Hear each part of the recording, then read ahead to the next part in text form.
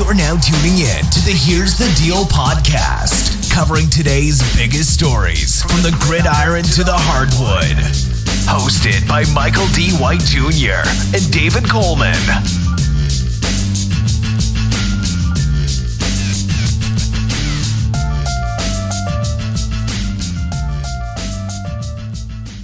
I want to start off by, definitely saying R.I.P. to Nipsey Hussle, sending condolences and prayers out to his family. I know they're going through a lot right now, and Nipsey was one of the realest, so definitely R.I.P. to him. You have anything to say about that? Yeah, definitely want to pay my respects to Nipsey Hussle, to him, his family, his two children. For those who don't know or are not involved in the rap world like that, he was shot and killed Sunday outside of Marathon Clothing, his store in South Los Angeles. And he wasn't just known as a rapper, but an entrepreneur and an activist in his community. So definitely want to shout out Nipsey Hussle, R.I.P. to him. I'm glad they caught the person who did this, and hopefully, justice gets served. Yep, definitely. Let's go ahead and start talking in the hoops, man, after that hard note. Let's go ahead and get straight into it. So over the weekend, we had March Madness continue. We had Sweet 16 and Elite 8 that happened. So I want to start off by congratulating the people that made it to the Final Four. We'll be watching that throughout this next weekend and keeping up to see who wins the national championship. We had Michigan State and Duke games. So that's the big talk of the weekend. What do you think about Duke losing? Do you think Zion should stay for another year and work this game with Coach K? Or do you think he should enter the draft? Well, first off, what do I think about them losing? It busted my bracket. My bracket's done officially. Duke is out. UNC's out. It hurt to see Michigan State win, but this was the game that I saw them losing if they were to lose in the tournament. Michigan State, Tom Izzo, whole team philosophy, great coach. I knew there was a certain chance that Duke could lose, but as far as Zion, should he stay for another run or declare for the NBA draft? I'm going to say yes. He should definitely declare for the draft, mainly because tomorrow isn't promised. We saw the freak injury he had at UNC. We've seen people like Greg Oden's career get ended by injury, people like Brandon Roy. So I wouldn't risk it anymore. I know there's a brotherhood type of vibe there with RJ Barrett, but he probably gone too. Yeah. So I definitely think Zion should leave. And another reason why is there's talks of him probably getting the biggest shoe deal of all time, possibly $100 million. So apparently Nike and Adidas and Puma and all these guys are fighting over a chance to keep him. So that by itself, $100 million shoe deal before you touch an NBA court, I'm leaving. Like LeBron had $87 million. They're about ready to offer this guy $100 million. So I'm out. I couldn't agree more with you. You gotta go at this point. With his game, the only thing that's gonna help him is getting that professional development. Coach K can help him out a little bit, but he's not gonna be able to become the player that we all think he can be without going into an NBA system. So I think you go now, because if he stays, all they're gonna do is try and poke holes in his game. His stock's never gonna be higher than what it is now. So go ahead, get that money. Go ahead, get that shoe deal, like you were saying. Go ahead, do all that and get that professional development that he needs to get. So I definitely don't think he should stay at all. So go ahead, go to the draft. I want to ask you, what do you think best fit if he does go into the draft? Some of the lower teams in the league would be the Knicks, the Hawks, the Grizzlies, just a couple teams out there, the Bulls. Who do you think would be the best fit for him coming in the draft? Looking at the Knicks and the Suns and the Hawks and all those teams like that. So the first place I think he fits perfectly is the Knicks. And that's only if their offseason goes perfect. And that means picking up KD, picking up Kyrie. Now you add Zion Williamson. There's lots of pressure off the number one pick.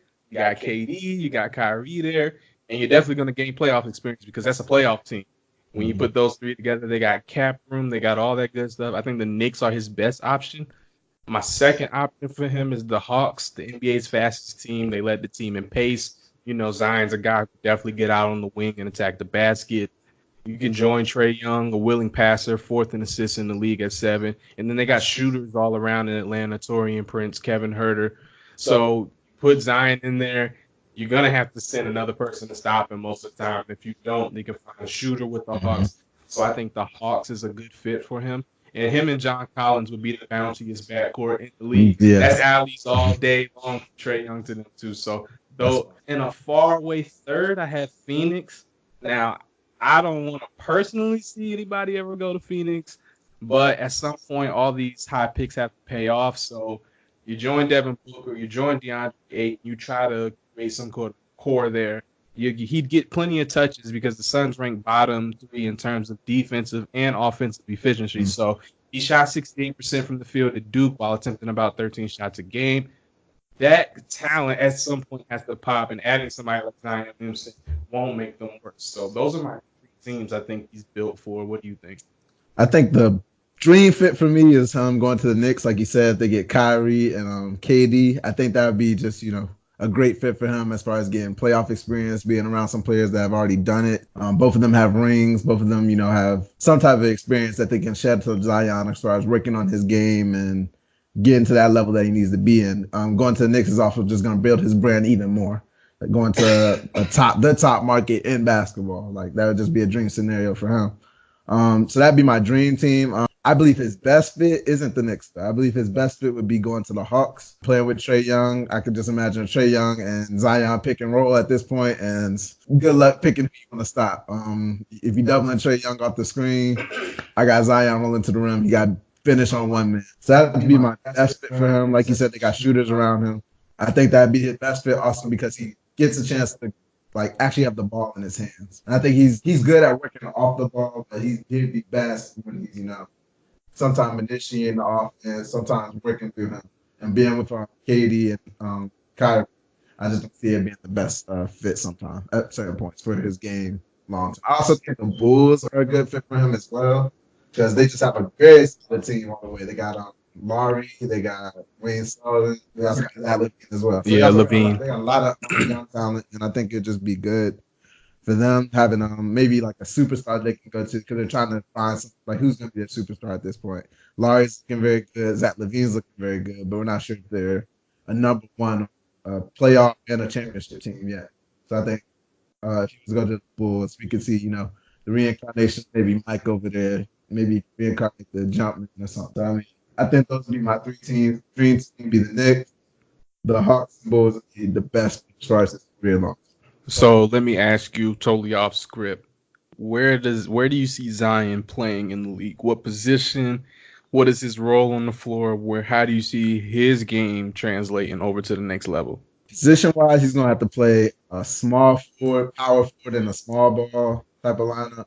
Because he's only 6'6", but obviously he has a ton of weight. So he's going to be able to hold his own in the post, I believe, once he gets to the NBA. So I'd say probably put him at power forward more than any. The way his game translates, I believe he's going to be great in transition.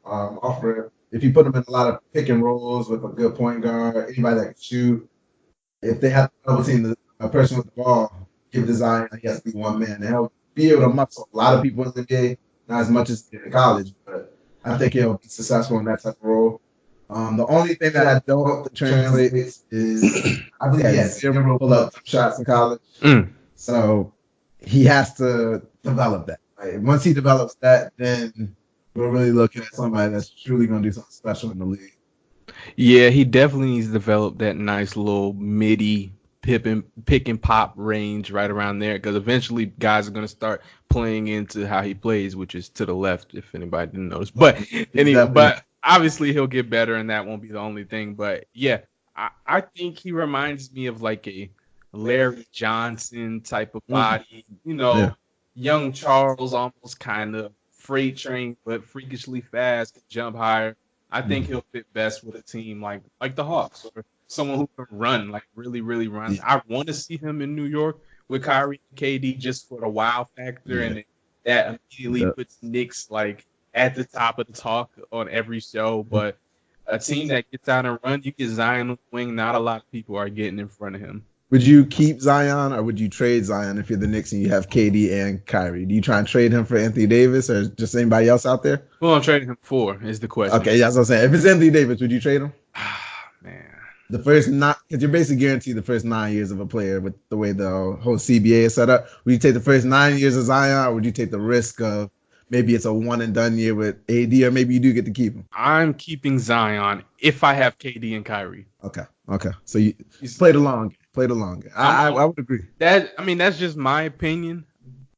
I'm keeping Zion, and I have my different feelings about Anthony Davis. I don't doubt his talent. Sometimes I just doubt. Put him at Kyrie and KD. They'll figure it out. They'll figure something out. In the East, they'll be good. Don't get me wrong. I'm not saying they won't be good. Kyrie, KD, and Anthony Davis, you're going to the finals. You better be going to the finals. Yeah, it's just me. I'm taking Zion with that. I'm not saying he's better than Anthony Davis, or he's going to be. A lot is riding on just.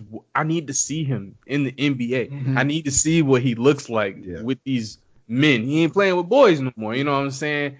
So I just really need to see that, and that'll go a long way. Especially his rookie season, believe it or not, is going to be very telling off the rip of how he's going to be able to handle the physicality on the NBA range and the size. So. Yeah, he's going to definitely have to develop his game, and that's going to be the telling part. The first year or two, he's going to have to develop that, like you said, the mid-range. He's going to develop somewhat of a pull-up jumper, because they're not going to just let him, spot up and just go straight to the rim, which was what he was doing a lot of times in college, either going straight to the rim or, just spotting up and shooting a jump shot. It's not going to work if he's going to be the transcendent talent that we all think he can be. No, he's definitely he's going to get a lot of open shots, because they're going to make him prove that NBA 3 different than college. Yeah, they're going to make him prove he can hit that NBA 3 on a consistent level. So he's going to see a lot of open shots. He's going to get a lot of people sagging off him and sending him to the help. So, granted, remember, he's still young. So he has a lot of room for growth. But the NBA don't take long to catch on to people and figure out their tendencies. But he is a freak of nature. So at some point, at this age where he's at right now, his athleticism can take over in times where maybe he doesn't have the technical skill work to, overcome opponents. So I'm just eager to see him play. Yeah, honestly, definitely. I love everything he's doing in college. He's gonna be exciting. It's day one. Yeah. So let's transition to the Eastern Conference, where Zion Williamson could be playing next year. But let's talk about the bottom of the Eastern Conference. Who's in, who's out? So I'm going to ask you, David, who do you think is going to get those final 3 spots in the Eastern Conference playoffs, and why? All right, so just for context for people, right now the seeding is the Pistons, the Nets, the Heat, and the Magic on the outside looking in. They're a game and a half behind the Pistons, so that just tells you how tight the race is between these 4 teams. The 3 teams I believe are going to make it are the Pistons, the Nets, and I'm going to go with Miami. I still have faith in Dwayne Wade, one last dance. I believe the Magic have a very good team, but I don't see them pulling it together in order to make the playoff run, unfortunately. I think they have a very good team. Vucevic is having a great year, but I believe in Miami. I believe in Dwayne Wade. So they'll get that last spot, and the Pistons and Nets will get those 6 and 7 seeds. Okay, so we're close. Our lists are close. Mine are a little different. So I'll start with the team I think is going to get the 6th seed, the Pistons. Blake Griffin, Andre Drummond, they combined for 42 points a game, 23 rebounds. Killing them. Like I told y'all, I think one of our first podcasts of this new season, I was wondering why they weren't in the playoffs. Now we find them in the playoffs. Yeah, as soon as you said that, they started showing up. They heard me. That's good. They got Reggie Jackson, Wayne Ellington, Luke Kennard. They got some players around Blake Griffin and Andre Drummond. I think they'll hold on to that 6th seed and definitely be in the playoffs here. Definitely a nice step up from last year. Next, I got the Nets making it. They've been a surprise this year, carried by most improved candidate D'Angelo Russell, former Laker. That hurts. I like the Nets. They have a balanced attack, though. They have 6 guys averaging in double figures, 2 players at 9 points a game. So they've got a nice balanced attack. So I see them making the playoffs and ultimately making that push. They've got a nice group of young guys mixed with veterans like Jared Dudley and Damari Carroll. They've got, obviously they have D'Lo and Spencer Dinwiddie and Jared Allen. I really like the roster top to bottom. My 8th seed, I'm sorry, D-Wade, I don't have the Miami Heat making it simply because their schedule is tough. I don't have it right in front of me, but I think they got toughest schedule left out of most of his teams. I got shout out to my boy Marlon Bailey. I got the Orlando Magic sneaking in at the AC, led by Vucevic. How you say it? Vucevic? Yeah, Vucevic. Vucevic. Forgive me for pronouncing your name wrong, but everybody else pronouncing his name right. He's playing extremely well this year. Definitely in a contract year. He was an all-star. The Magic is a team, though. They're top 5 in defense as far as points allowed. You got guys like Jonathan Isaac, DJ Augustine, the veteran, shooting almost 40% from three-point range. They got Evan Fournier. So I think they have enough there to make – they got Aaron Gordon. Don't let me forget him. So I think they have enough there to sneak into that A spot. You have to play the Bucks. But, hey, let's see. I think they can sneak in there. They can, but I'm going to go with my boy Wade. I'm going to go with – I think he still got something left in those knees. He definitely does. If you see him night to night, he'll pull out a 20-plus point game every now and then. He's not going to let them fall out that playoff spot. He want to play in a couple more playoffs games, show people what he still has. I'm going to go with the champion, okay? Because Magic, they're still a young team. I think they still have a lot to learn. They still need to find who's going to be on that team come in the future. And I don't think they're going to have enough experience come these next couple of games because they're going to be like playoff atmosphere type of games trying to fight for that playoff spot. And I just don't think they're ready for that yet. Well, we're definitely going to see. I don't think it would be a surprise to anybody if the Heat snuck in there. With a lot of – I did say they have the toughest schedule left, but, we're at the end of the year. Some of these harder teams are resting their better players. You never know what could happen, especially with the Heat team playing for playoff chances. So the Miami Heat are definitely a team to watch out for. But with that being said, let's use that to segue over to the Western Conference, and let's talk about everybody's favorite player, LeBron James. So LeBron James was officially shut down for the rest of the year. So I ask you, was this a smart move by the Lakers, or do you have a problem with him shutting it down this early? And what are your thoughts? I believe he should have been shut down a while ago, actually, against the Suns. I believe that's when they should have shut him down. Obviously, you don't want to make your season ticket holders, being a Lakers franchise, you don't want to make them upset. You want to make them come back next year, have something to look forward to, and finish out this year, being that there's not going to be any playoff games they're going to see. Let's finish out the year and see LeBron. So I understand that side of it. But from a basketball perspective, it just makes sense to tell LeBron he's gone through this injury throughout the season. Going into next year, you don't want to have any lingering injuries. You want him to be 100%. He hasn't had any rest in over a decade, it feels like. He's been playing deep into the playoffs, damn near his whole career. So I think it's smart that they did shut him down. I believe they should have shut him down a while ago, but glad that they did it. These next 6 games aren't going to mean anything. Yeah, so that's what I got. Yeah, as a Laker fan, to be honest, I have no issues with them shutting him down. Like you said, it's only 6 games left, so what's the point? Now, I know you said they should have shut him down earlier. I, myself, as a Laker fan, I had no problem with him playing. Why? He's been under a lot of fire recently, Lacey, about his leadership and how he is with his teammates and trying hard on defense, and we'll get into that in a second. But I think him out there playing, showing support for his other teammates, I think that was good for a while. Now we're down to 6 games. We're officially eliminated. It's not just, we're basically eliminated. We're mathematically eliminated now officially. I have no problem with him. It's only 6 games left. And like you said, it's his first break in almost a decade. 8 definitely NBA seasons. He's been to the finals 8 straight years. So I like this for us as a Lakers fan. Like, yes, the season didn't go as planned, but now he can get that rest he hasn't gotten in a while. He's rejuvenated for next season. I think he's going to have an MVP caliber season again next year. Okay, yeah, definitely. Get ready for that free agency coming up. That's what's important now. Getting ready, try and recruit somebody into LA for this coming season so he can actually compete, do something in the playoffs, and just go from there right now. Yeah, it's an important offseason for the Lakers and for LeBron James too. So with that, let's talk about the players-only meeting that the Lakers was reportedly had in February by David McMenamin from ESPN. LeBron was called out for his body language during games.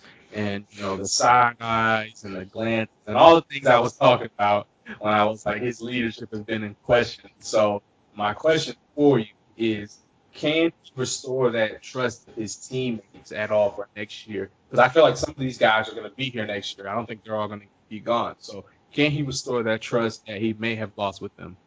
I think that he can store that trust. Being that they're young players, they're going to be open to seeing how the business does go. They're starting to understand that the NBA is a business. They're not always going to be highly coveted the way they've been up to this point. A lot of these players have been superstars on their team. Lonzo, he was a superstar up to this point. He was the most important player up to this point. Brandon Ingram as well, Kyle Kuzma, a lot of these players. Now they're starting to see that, okay, they're like, it's a business. We can't be in our feelings just because our names in trade rumors. So I think coming into this next season, having that players only meeting, it says a lot about the young players. They're not afraid to speak their mind.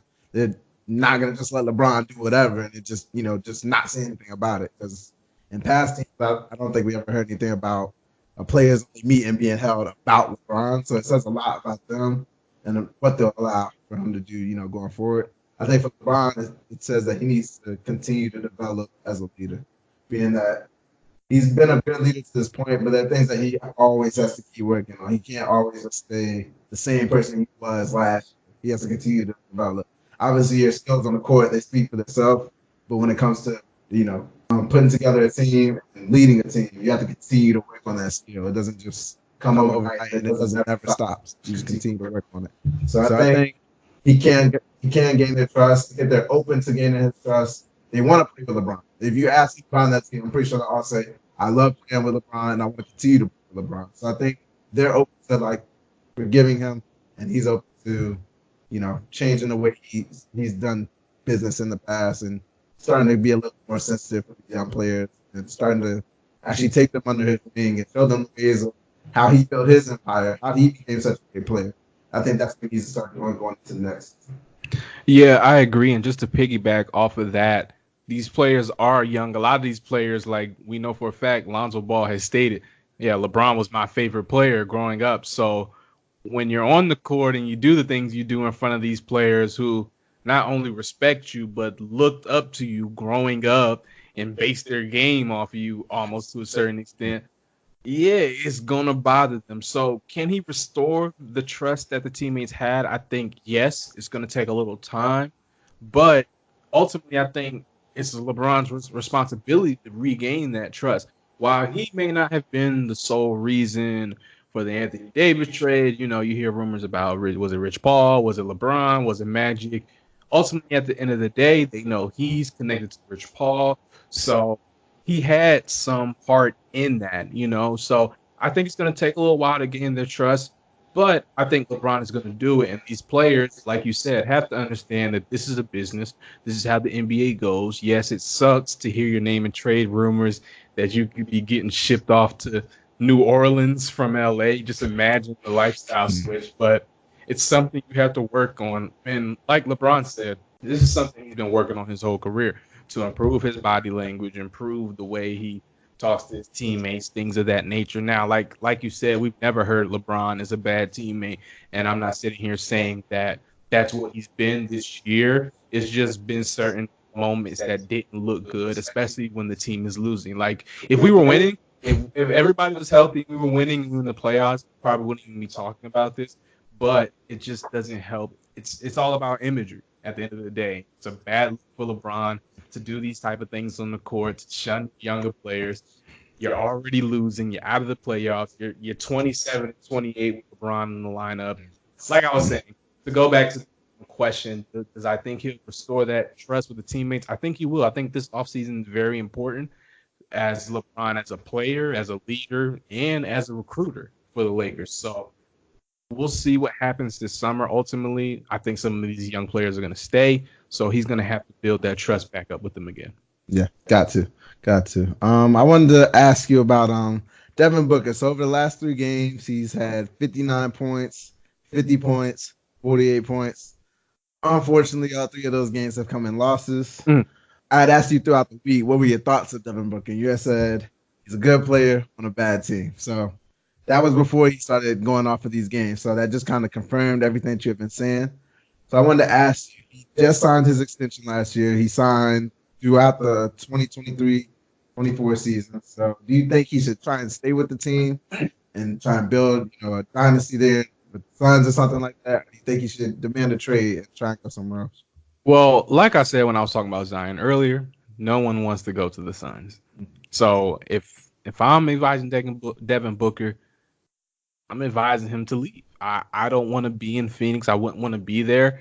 I think he should stay there for. I mean, he has no choice. He's under contract. I think he should hold put for another year. See what happens in this draft because they're going to get a very talented young player. See how Ayton progresses in another year. Josh Jackson, some of these other young guys, and then kind of see where it goes. Is there improvement? Is this team making a step? Can we go from what are they like a 20? Have they won 20 games? No, not there yet.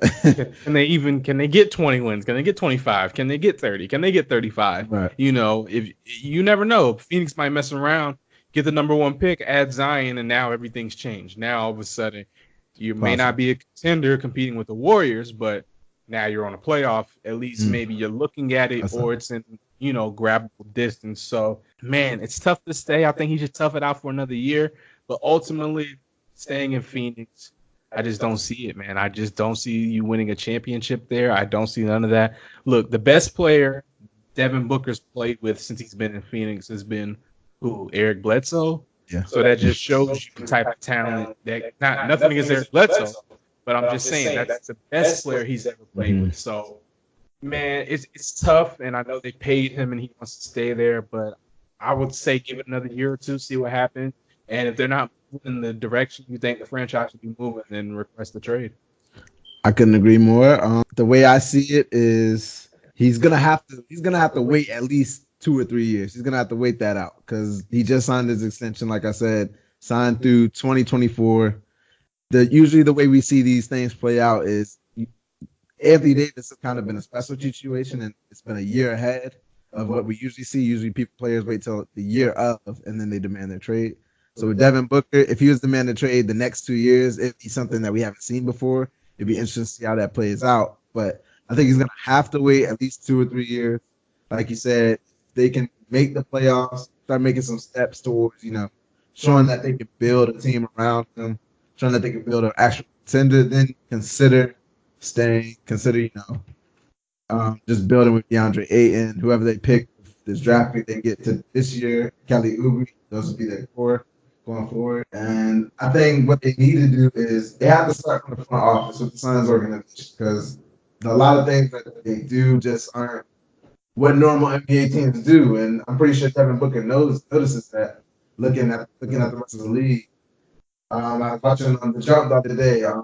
I can't remember his name, but he used to GM for the Suns, and he was saying that they don't have masseuse on the team. So things like that. They're just Yeah, he was saying that the team doesn't even have things that you expect in 2019. So with that being said, they have to change the way they do things. They have to change maybe their GM, the coach, something like that. I think they did just change most of those things, so give them look like a year or two more. But if they want Devin Booker to stay, they're gonna have to start, making that ball turn and actually start putting a contender on. Because since he's been in the league, he hasn't, like you said, he had Eric Bledsoe that's been around.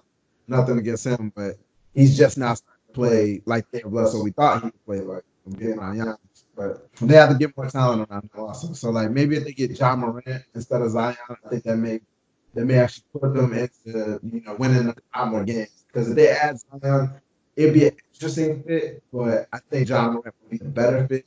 Just getting off of that Devin Booker kind of go back to that shooting guard position because they're playing on a lot of point guard right now. But if they move him to shooting guard and they have John Morant, they're gonna let him play that shooting guard role and let him do what James Harden's kind of doing. Just go out there and score and go out there, get your 50, but we can actually win because we have a point guard that can control the game and we're trying to get more talent around. They gotta get more better vets. Right, yeah. I would have no problem with John Morant going to Phoenix. I think that's where he's most needed. They need a point guard. There was talks about they were interested in Lonzo Ball at one point. They really need a point guard. They really need somebody who can run the show. They, like you said, they moved Devin Booker to that position. And not saying he hasn't done an okay job, but I mean, like we said, they're not even a 20-win team. So getting a good point guard in there to go along with Devin Booker, getting somebody to go along with, you got a beast down in the paint, DeAndre Ayton. I think those are all good steps, but like you said, it starts with the front office. And if the front office, just like my Lakers, if the front office don't put the right pieces on the team don't take the time to do the right scouting and figuring out what needs to happen, then ultimately it's a trickle down effect. If your front office isn't good, how can you expect your team to be good? It's not like ownership. That's a little bit separate. Front office is actually the reason why your team looks the way it does. So yeah, I couldn't agree with you more. All right. So throughout the week, we had some tragic news. Use of Nurkic. He had broke his leg. Did you see that at all? I did see it. It was disgusting. Did you hear it? I did hear it, and it was like, like when you see something nasty and you like just got to keep looking at it. It was like one of those moments where I kept playing the video, and it was sad. It was horrible. Bad, man. It was bad. Yeah. So he had broke his leg over the week. If you haven't seen it, I'd suggest not seeing it. Just know that he did break his leg. It's looking like he probably won't be back. Oh no, no. He's not gonna be back. Maybe even after next year. Maybe even like late or after next season. So prayers up to him. Hope he gets recovers as soon as possible and everything goes well in his rehab. How do you think the Blazers make out after this injury? CJ, he should be coming back from his injury soon, and obviously Nurkic is out throughout the playoffs. How do you think they'll fare in the playoffs? Do you think they'll get out the first round? I think this is another year of the Portland Trail Blazers, and I think last year they lost him before the playoffs, and didn't they lose? Then we saw what happened to them against the Pelicans in the first round. They got swept. So this is just another year that Dame doesn't have all his weapons, and the Blazers are gonna probably suffer because of it. I'm not looking at the standings right now. I don't know who they'd be playing in the first round. What are they, like the 3 seed right now? They're the 4 seed. I believe they're playing the Utah Jazz right now. They'd be playing the Utah Jazz, and that's tough. Like the Blazers were only ranked 16th in defensive efficiency, so losing their starting 7-footer center, I don't think helps. You move Enes Kanter to the starting lineup, who can score, who's a beast on the boards, but let's be honest, he doesn't guard nearly as well as Nurkic can. So I can score on Kanter. Yeah. I'm willing to bet some money. Give me a couple possessions against Kansas. I think I can rattle off. What we going to 7? I can rattle off 5. I can get 5 on them. Yeah, get 5 on them. But yeah, I think ultimately this is going to be a piece that hurts them going forward in the playoffs. And in the West, it's not only about who's the best; it's also who's healthy. And unfortunately, this injury happened to him, and I'm praying for a speedy recovery for him. But yeah, I think this is going to hurt the Blazers, and I think they might get knocked out very early, if not the first round, definitely the second round. But hey, you never know. We'll see what Damian Lillard, CJ McCollum can do. It's another year. They got more experience under their belt. Maybe they pull it off like that series against Houston. Sorry about that. And that's gone in the past now. It's gone in the past now. But as far as the Trailblazers coming in the first round, I believe if they play the Utah Jazz or the Clippers, because that's what it's looking like they'll probably play right now, looking at the standings. It's looking like the Thunder and they want Spurs. The Clippers. That's what they want. They want the Clippers. They do want the Clippers. But if they play either of those teams, I'm putting all my pressure on Dame. It's time for him to prove himself. He's not going against Drew Holiday and Anthony Davis this year. Obviously getting swept last year, that kind of turned everybody off on Dame, but he's having a great year this year. Make it translate in the playoffs. Be that player that we saw, because he's one of those players, people don't talk about it, but he has not shown up in the playoffs. He does very bad, to say the least. He does worse than Harden, and you know how much crap people give James Harden, so I'm putting all my pressure on him. CJ showed up last year, Dame didn't show up. He should be able to get past the Utah Jazz and the Clippers. Utah Jazz lack that second scorer. That's what I think they need to go out there and get these next couple of years. Young. The Clippers just lack a superstar, and simple as that. I believe having Damian Lillard, having a healthy CJ, y'all got to get through that series. You got to get to the next round. If y'all want to stay together, if you don't want to break up the team, you have to go ahead and take those steps so that you can actually win a couple series and build. Say that, okay, if we had Nurkic, maybe we could win in the second round. Obviously, going into the second round, they'll be playing, better team, probably a healthy team. So I wouldn't expect them to get past the second round, but they should be able to get past the first round playing against Utah Jazz or LA. So let me ask you, when you think about Damian Lillard and you think about how good he is and how he's played in the playoffs, do you blame his playoff success on him, or do you blame it on the talent put around him? What has been the wrench in him not excelling in the playoffs? I believe it's been a mixture of both. It's been sometimes he hasn't shown up to be the best Damian Lillard that we know him to be. And also there have been times where they do need a wing. I'll say that. They definitely need a small forward that can go out there and just play solid minutes, get us some points when Damian Lillard and CJ aren't out there, play some solid defense. They have defenders. It's just their wings have not been able to score. They don't score unless somebody creates them. Alfred Amina, Mo Hartless, they're not scoring unless CJ or Dame are creating for them. So I believe it's been a mixture of both. We've seen when Dame he had a squad with he had LaMarcus Aldridge, he had Nicholas Batum, Wesley Matthews. He had a very good team around him. They were able to, like you said, they were able to beat the Rockets in those types of series. But I don't believe they ever made it to a Western Conference Finals with a team like that. So he's had talent, but he has never been, break through and make that Western Conference Finals. So kind of looking at a Chris Paul situation somewhat, but this year I'm gonna put it on Dame. I'm putting it on Dame this year. You gotta show up.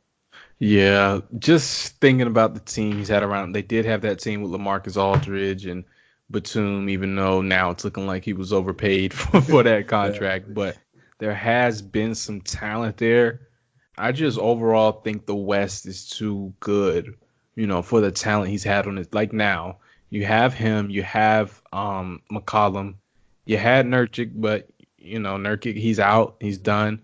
So it's like, who do you go to when you can just hone in on those two guys on that team?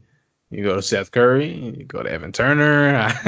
These are your options. And when you look at it, I'm not gonna hold Dame too accountable, just because when you look at some of these other teams, like the Warriors, obviously, but even the Rockets, but also there is ways you can look at this on Dame.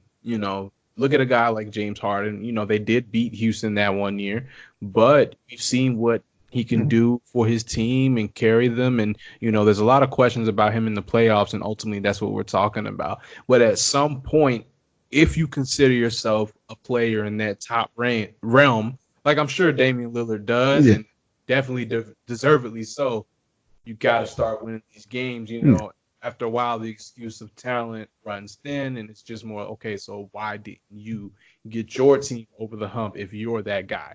So I don't hold it too much against him because I know ultimately it's a team game. Mm-hmm. But in the years to come, we're going to have to start seeing something from him, or we're going to have to start putting him in that realm of these great players that were really good but could just never get over the hump. You know what I mean? The only thing I don't want to do with Dame is I don't want to run him out of Portland because he's on that loyalty wave, and we don't see that a lot of times from these players nowadays. So I don't want to run him out of Portland because they can't get the talent around him, being that that's not the biggest market, it's not the most glamorous team. So I want him to stay there. I want him to continue to be Dame. Don't let anybody tell you to do nothing else. But I do need to see you perform better in these playoffs. If you're gonna do the loyalty thing, I need you to be that superstar player that can show that you can carry a team at least to a couple playoff series. So over last week, the Warriors played the Timberwolves, and there was a sequence at the end of the game where they started getting into it with refs. So KD had stepped out of bounds, he hit a three, and they had called it. They had called it out. The Warriors were happy about that. Then the next possession comes down. Steph comes down. He's in the corner. He's a step back three over somebody, and he's running down the court, and the whole team is pointing at a ref. And I've never seen anything like it. It's the most ridiculous thing I've ever seen. I don't know how to explain it. I can say that if it's any other team, it would not have been like that. There would have been a lot of text on the floor. They would not have been rocking like that. It would have been the end of the game. So after that whole sequence, KD got called for a foul. Yeah, and pushed. Can't believe it was Carl Towns. Yeah, pushed Carl Towns in the back. It comes down. The Timberwolves win the game. The Warriors go. They end up going back to the locker room. They're tweeting about the refs. Today we just found out Steph got fined, Draymond got fined, and KD got fined for their tweets about criticism of the referees. But what do you think about this whole Warriors versus the refs saga? Do you think it's gonna have any effect on them come playoffs time? Do you think the refs are actually gonna start calling those moving screens that they, so notorious for having? What do you think?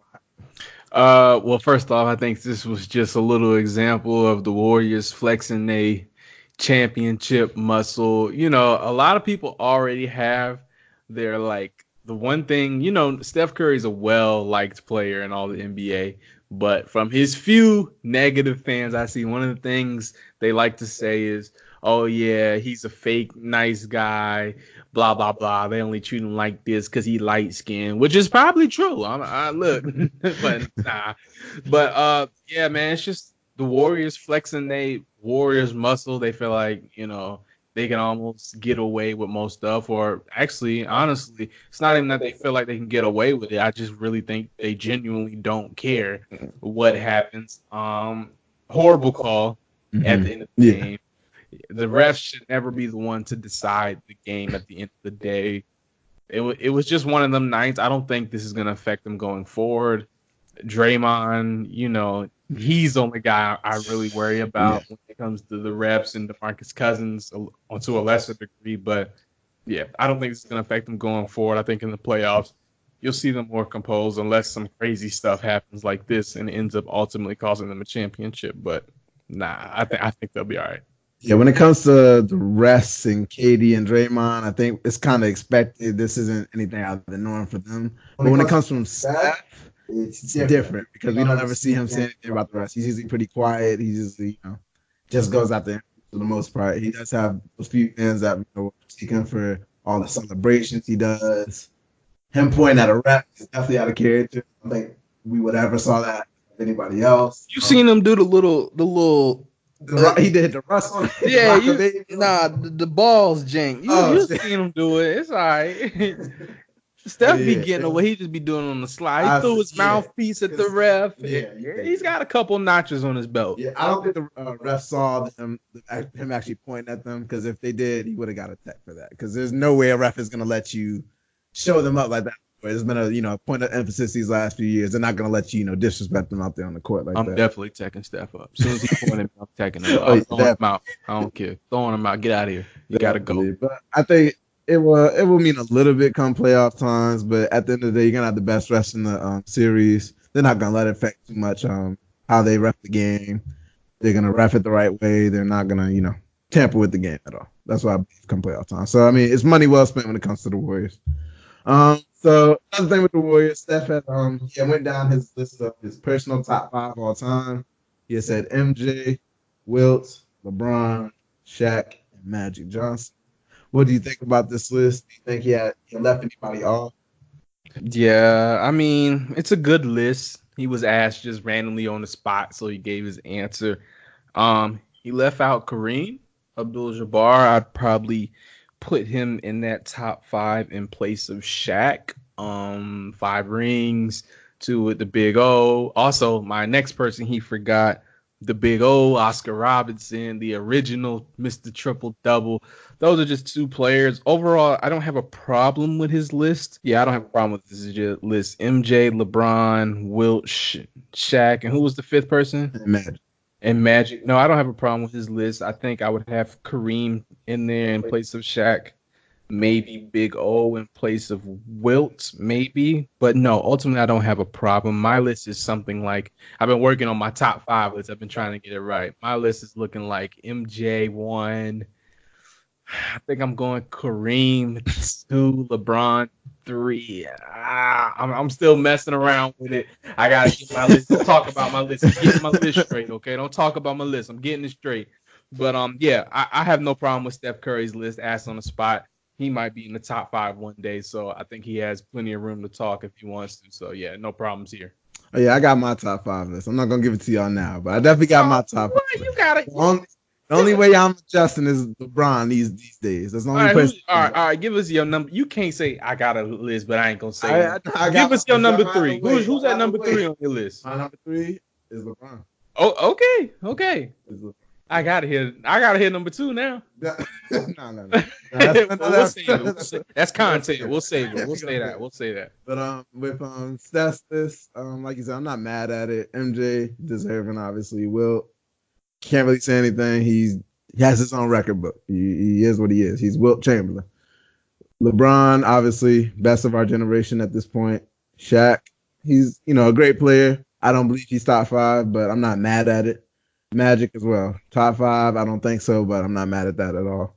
I believe Kareem, somebody he left off, and Kobe and Tim Duncan could have got in there somewhere, but Hey, look, I'm never gonna argue with somebody who says Kobe should be there. I'm not gonna argue why he should, but I will argue with you. I will not argue with you if you say he is there. So yeah, I respect that.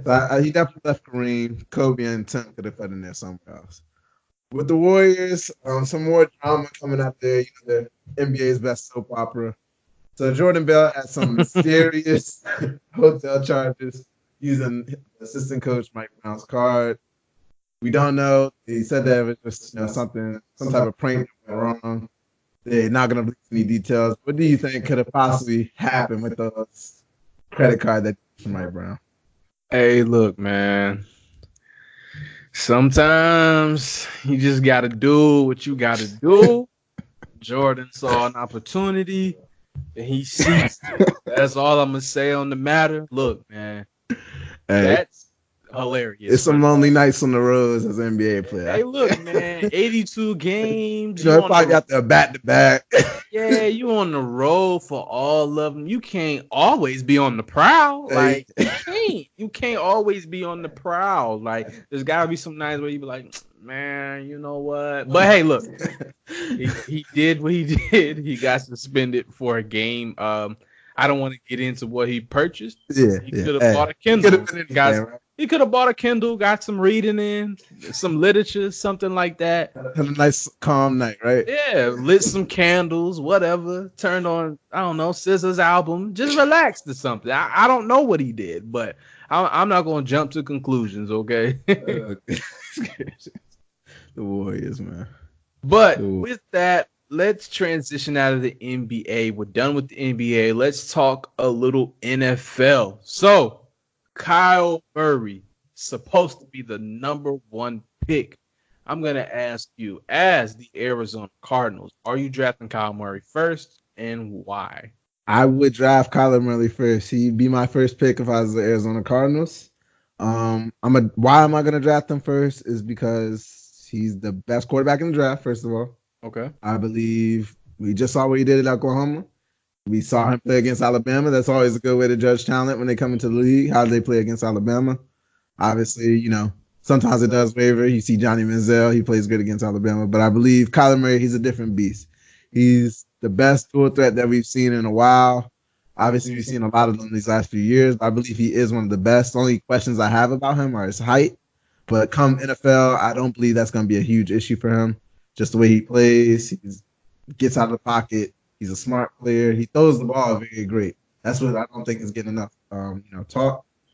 He throws a very tight spiral. He has the power. He has all the attributes you look for in a, franchise quarterback. So I would definitely take him first. The only thing I'm going to have to do if I am the Cardinals, I'm going to have to ship off Josh Rosen. I'm going to have to get off his lineman. Having Kyler Murray, and like I said, that whole height thing, I can't have a smaller quarterback getting hit and, just setting the franchise back. So I need to keep him healthy. So I'm going to trade Josh Rosen. I'm going to get either offensive line help or an exceptional offensive weapon, something that can help him, the running back or a wide receiver that can get open pretty quickly. So get the ball out of his hands, keep him upright, and just have successful rookie year. Get some more talent around him through free agency and through the draft. So I'm definitely taking him. Yeah, I think I'm gonna go with him first too. I agree with you. Just adding a player with that type of offensive arsenal to your team instantly makes you better. He can throw on the run. He has a fast delivery. He's accurate, short, intermediate, long. He's Baker Mayfield. He kind of like Baker Mayfield. He'll take chances down the field. He can escape the pocket. Another reason I would get him if I'm the Cardinals, I'm getting him because, Arizona was last in total offense last year, last in pass offense, last in yards per pass attempt, bottom 3 in passing touchdowns. So obviously they need a spark somewhere. You take Kyle Murray, combine him with David Johnson, who gets another year on his belt, another year healthier, coming back from that ACL tear. Larry Fitzgerald found the youth. They got some guys. They got J.J. Nelson, Gresham, I believe, the tight end. So they've got a couple little pieces in here, but I do agree with you. You need to make sure that offensive line is good. He's a smaller guy, smaller frame. Don't want him out there getting hurt. That's probably my only concern with him. But I'm not like some of these guys who don't like short quarterbacks. You know, it varies, right? You see Drew Brees, you see Russell Wilson, they're all successful, so it does vary. If you got the talent, you got the talent. You know, and the height won't matter. You'll make up for it the way you know how, and that's instincts at the end of the day. So, yeah, Josh Rosen. Granted, he was just a rookie, but this might be a once in a lifetime type of player or a franchise altering type of player. And I feel like Josh Rosen, even though that Kyle Murray is still going to take some years to develop, blah, blah, blah, and all that good stuff. But I feel like Josh Rosen is more of a project right now. I believe he played 14 games, 11 touchdowns, 15 interceptions, something along that line. I don't think you're going to see that. And with the success of Lamar Jackson in the playoffs last year, a running, athletic type of quarterback, and he's a better thrower of the ball than Lamar Jackson, I believe. So I think he'll excel, and him going to the Cardinals would be a good move. Yeah, like you said, Josh Rosen, he's somewhat of a project. I seen there were rumors about the Chargers trying to trade for him, the Patriots and the Giants. I believe if he goes to any of those teams, it'd be a good fit for him. You give him a year or two to kind of sit, learn from a veteran, you know, from Phillip, Eli, or Tom Brady. If the Patriots are trying to trade for you, that definitely says something about you. They see something in you. And I would not go against anything Bill Belichick tries to do on the football field. So that's definitely a good sign for Josh Rosen. I believe he does need a change of scenery. And if I'm the Cardinals, I'm going to go with Kyler Murray. If I'm Kyler Murray, though, I would not agree with that baseball money. They're giving out baseball money. And they're giving out $500 million contracts. I need if I'm Kyler Murray, but when you're so great at something, I guess you pick whatever sport you want. You see Charlie Ward, just for example, he had the whole basketball and football. He was a Heisman candidate, but he ended up going with he was a Heisman. I'm sorry, not a candidate, but an actual Heisman Trophy winner, and ended up going with basketball. You see Russell Wilson and Colin Kaepernick. They had the whole baseball and football thing going. They end up choosing football. So when you're that great, I guess you choose whichever sport you love more, whichever one somewhat you think you'll be most successful in. So I understand why he is choosing football, but they're giving out those $500 million contracts. I'm gonna have to go with baseball on my book. Yeah, Bryce Harper getting booed on opening night, but when he went home that night and looked at his bank account, he was like, I'm good. Not too bad, right? They booed me. So what? I'm good. I'm not even tripping off of it. But let's move on to something that's been a little controversial as of late: the new pass interference rule in the NBA. The NFL. So just in case you're not up to date, NFL owners voted last Tuesday at the league meeting in Phoenix. And the rule is now to allow offensive and defensive pass interference penalties, including non-calls, to be subject to challenge and replay review. For the 2019 season, coaches can challenge any flags or missed penalties until the final 2 minutes, when such instances are subject to booth review only. So, with this new rule in place, is this a good thing? Is this a bad thing? Do you stop? Do you like this rule? How does it go for you? What do you feel about that? I believe it's a needed rule because the refs do miss a lot of things on the field, especially when it comes to pass interference. There's a lot of times that you see it and you're like, ref, call something. Don't just sit there. Throw your flag out, call either offensive or defensive pass interference. It does have to go both ways. Don't, make it just a defensive pass interference type of rule. I need the offensive pass interference to be called just as much. The only thing is going to get tricky when they're doing Hail Marys, things like that.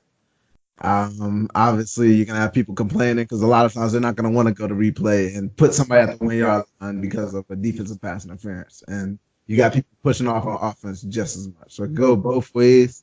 I think we're going to see a lot more challenges come this next year. The coaches are going to be using every challenge flag now because every other play you have some type of holding or pass interference. So it's going to be a lot of stoppage of play in the game. It's something they're going to have to figure out. I believe they need to have a solution would be either having a ref in the box that's already looking at the play. So by the time the on-field ref goes over there, he knows exactly what he's looking at and the call they make it real quick. Not waiting for these games to be 6 hours long. They're already 1 to 4 on Sundays. So You don't want these games being too long. A lot of people don't, want to watch a whole bunch of replays. Also, think send it to New York. Have somebody designate each game. Have them call in. This is the way the call is gonna go. Let's keep the game. That's the only way I think it's going faster and the rule not too much of a hindrance on the flow of the game. Yeah, definitely. If you're an NFL fan and you watch football, Sundays are definitely a commitment, to say the least. You're definitely glued from the TV to one, and if you're a real football fan, you're glued to the TV from 1 until sometimes 11 at night at times. So, yeah. My overall view of this rule, there's positives and negatives. Ultimately, more challenges means longer wait times, longer games, extended times. Sometimes guys be ready to move on, but the positive about that is, no more phantom calls, no more things of that nature, no more like in the game calls, because the refs are human too. You know what I'm saying? They can't catch everything. They won't catch everything. And, they're the best in the business at where they're at on their level. So, they are trying their best. So now maybe the ref doesn't see your best wide receiver. Well, he should catch your best wide receiver. But maybe your ref doesn't see that slot guy get open downfield because he did get pass interference because he was over here looking at Odell Beckham Jr. You know what I'm saying? Yeah. So you could throw that flag, get the right play called, and, hopefully it doesn't cost you a game. So I think it's going to take a little time to get used to, as with anything new. But I think ultimately the fans are going to like this rule because if you're on the other side of it, like your guy got pass interference or vice versa, you're going to want that call called. You know what I'm saying? You're going to want the ref to take that time to look at it. So I just think it's going to take a little time for us to get used to it. We might have some times where we're like, man, I wish this game would hurry up. But ultimately, at the end of the day, you want the refs to get the call right. You know why? Because you don't want at the end of the day the game to be decided by the refs. You want it to be decided by the player. So if a player offensive interferences to get open, I want that called. I want the ref to see that as the fans of the defense. You know what I mean? So I think this rule is a good step in the right direction for the NFL. Yeah. The only thing it does open is that black hole of, okay, now let's add holding into the challenge. And that's really going to get crazy if they do that. So I don't want to see that. We did have one retirement in the NFL. Yeah, the retirement of Aaron Rodgers' favorite weapon, Jordy Nelson. You know, seeing any, thank yous out, being a longtime Packers fan. Man, I just want to thank Jordy Nelson for all those years in Green Bay, man. The Super Bowl win where he went nuts. Over the years, he became our most reliable target, period. The back shoulder, all that. Jordy Nelson always knew where to be on the field at all times. It was like when I saw that, I was really sad when I was like, whoa, Jordy Nelson's retiring. You ain't want to. We ain't reach out. We ain't give him no 1 year. Not even 1 day. Hey, one day. We ain't give him nothing. Like, so I think the Packers will do right if this is something permanent retirement. Because, he could pull a Brett Favre on us. Be like, nah, I'll come back. Who want to sign me? But if it is, I think the Packers will do the right thing. I think he definitely deserves some recognition for his time in Green Bay. Definitely has a ring. And like you said, he was one of Aaron Rodgers' best friends, one of his favorite receivers, I'm sure. Those two had a very mental connection. They knew where the other wanted them and expected them to be at all times. So, man, thank you, Jordy Nelson, for all the years you've given to the Packers, and I hope you find success in whatever you plan on pursuing after your career. All right, so we're gonna go ahead and get into our top 5. Today's top 5. We're gonna go ahead and get into our top 5 favorite sports movies. Sports movies, let's do it. How you want to do it? You want to start with? Let's start with 5. Let's build tension, suspense. Yeah, let's do that. You go ahead with 5. So my 5th favorite sports movie of all time. I'm about to start it off with Remember the Titans. Okay. Got Denzel, a classic movie. If you watched it, you know what I'm talking about. Remember the Titans. Okay, for my number 5. Now, this was a tough battle. I didn't know who to put at number 5. It was between Remember the Titans and this movie I'm about to name. So ultimately, at the end of the day, I decided, I'm going to lean this way to He Got Game. Ray Allen, Jesus Shuttlesworth. If you have not seen that movie, shame on you. Right now, get up, go watch it. You need to see that movie. If you love basketball, you've seen that movie. So I got He Got Game at 5. That's a must see. Number 4, I got White Men Can't Jump. Another classic basketball. So we got our first basketball movie, White Men Can't Jump. When I saw it, it was one of those movies that, you know, really gives you a laugh, but at the same time it gives you real life at the same time. So it's one of those great Spike Lee movies. Nothing else to say about that. Shout out Wesley Snipes. Shout out Woody Harrelson. Shout out Rosie Perez in that White Man. They played them roles. I got that shirt in the room right now. All right, so number 4 for me. I know a lot of people are familiar with this movie. I'm going with Coach Carter, Mr. Samuel L. Jackson himself. Why is this movie one of my favorites? It was one of the movies I saw growing up. Rich men. Rich what? Rich men. Like, I know y'all remember that. You know, oh my God. Coach Carter came in there. Yes, ma'am. Yes, sir. All that. I love that movie. It's always been one of my favorite movies. I always thought I was cruising corner for the 3. You know, I should have threw one more pass, but it's all right. So, yeah, man. Coach Carter, number 4. Definitely got to put that there. All right, my third favorite sports movie is shout out to Jamie Foxx. I'm going with Any Given Sunday. Give me Willie Beeman in the huddle. I throw up, but I throw that touchdown pass as well. Them nerves hit you, but we're going to get through it. So that's my third favorite sports movie. It's another one of those. I feel like if you haven't seen it, you got to go see it. It's going to make you really, you know, look at the game different, and just it's an entertaining movie as well. So go ahead, check that out. And for my number 3 movie, a childhood classic, I got to go with Space Jam. Michael Jordan, Bugs Bunny, Daffy Duck, the whole crew, the whole spit shine on the gym. Yo, everybody loves Space Jam. I don't need to say nothing else.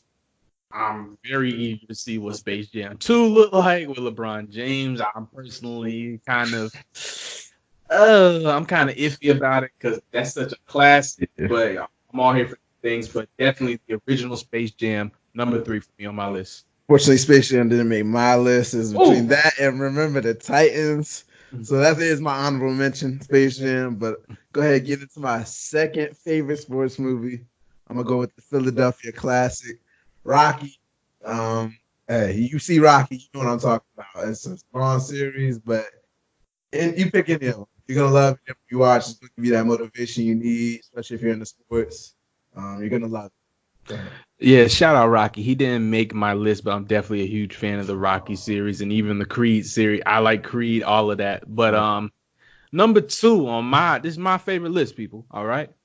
Number 2, Glory Road. Now, if you have not seen Glory Road, you're making a mistake. It's about the Texas miners, and they put out with Don Haskins. Shout out El Paso, Texas, 915, where I used to live for a while when I was in the military. But Glory Road has always been one of my favorite sports movies. It's got Derek Luke in there playing JoJo White. Yeah, that's a classic movie. I love that movie. Yeah, Glory Road was a tough movie. It's all about Don Haskins and how he put out the first all-black African-American lineup ever, and they went on to win the championship over, They was killing them. Yeah, they was killing, like they was killing people, man. They went on to win the championship, I believe, over Kentucky it was. Yeah, I believe so. Yeah, over Pat Riley, who was playing back then. Yeah. Hey, that movie is dope. If you have not seen Glory Road, you missing out. Derek Luke, he's one of my actors that I like a lot. He's in that movie. So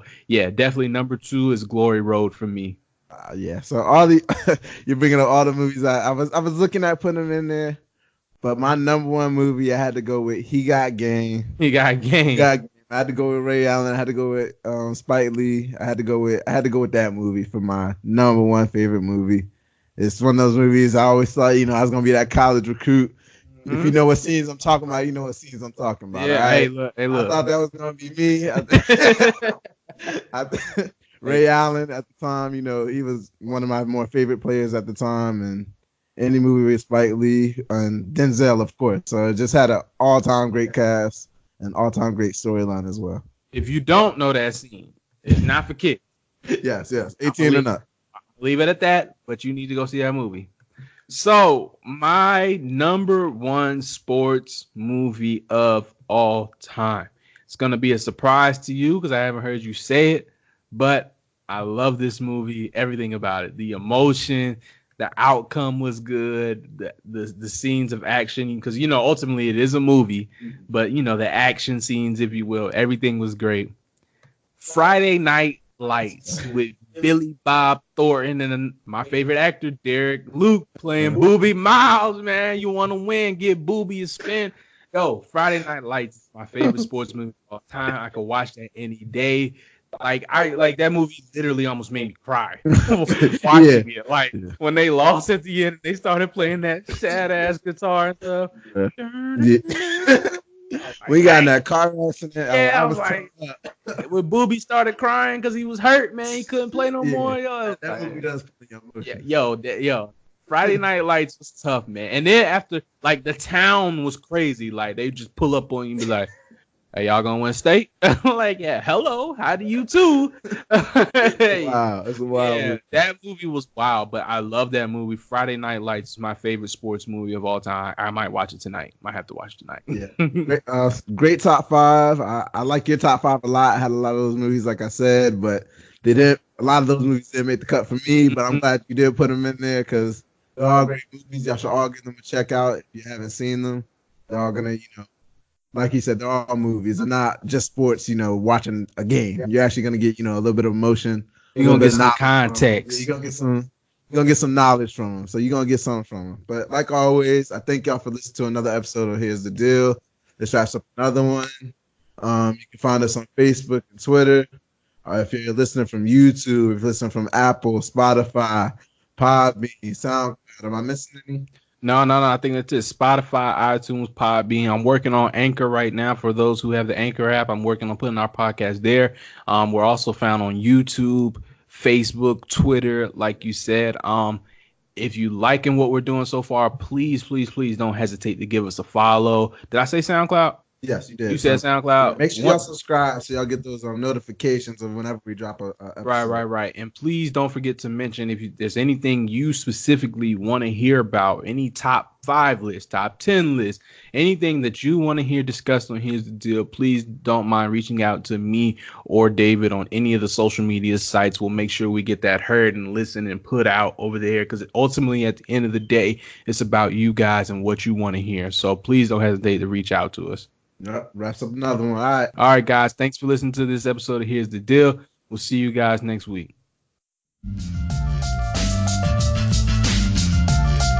Thank you for listening to Here's the Deal podcast. Tune in for next week's episode. And don't forget to add the Here's the Deal podcast Facebook and Twitter pages.